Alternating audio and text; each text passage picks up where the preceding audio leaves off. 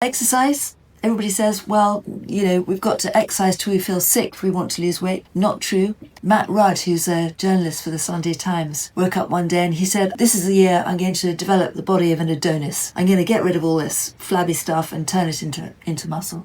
And he went to see somebody. He got his body composition analysed, and he went away and he joined lots of classes where, funnily enough, he seemed to be the only bloke there, and they were high intensity, spinning and, high intensity gym classes. And he did as much as he possibly could, and he went back a few months later to see this guy who'd done his body composition analysis, and he said, well, the good news is, you've lost weight, you're much lighter than you were. But the bad news was, to his horror, Matt found that he'd burnt through his muscles. He was actually fatter than he was before, and he weighed less because he had less muscle. Because let's remember that, extreme exercise is just another stressor. Haven't we got enough stress already? We're faced with stress from all directions. So now and then, if you enjoy it, it's fine. Go for the really heavy exercising. But, if you're exercising to lose weight, remember that we lose weight when we're asleep, and we lose weight with long duration, low intensity exercise. So things like walking. Walking is our original exercise. And remember, we didn't walk for fun in our caveman days. We walked because we had to. We walked because we were hungry, or we were thirsty, or we were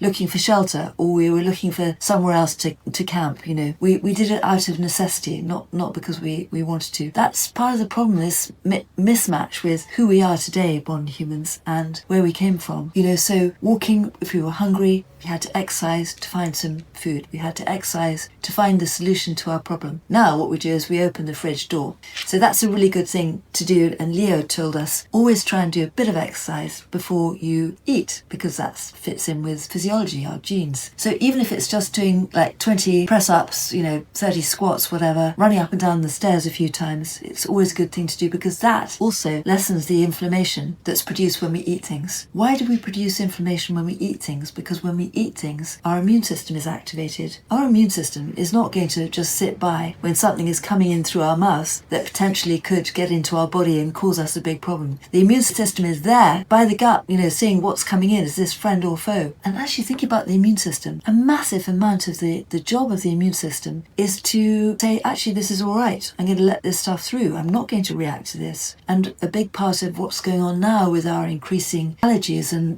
problems with all sorts of foods, our immune system has gone AWOL because we've taken so many antibiotics, and we're eating food that's laced with antibiotics, and we're eating processed food rather than live, natural, whole, foods, vegetables that actually speak to our DNA and sort of turn off the genes that turn inflammation on. So there's this constant interaction between what we're eating, our outside environment, and our inside, our microbes, and our immune system, and what's coming in. Is it friend or foe? And Graham Rook at UCL describes our friendly microbes as our old friends, and they really are our old friends. And a lot of those old wives' tales, things like eat your greens, get your roughage, are good for us because they're good for our microbes. Our microbes need that fibre. They need that fibre for food so that they can get on and do all the amazing jobs they do for us.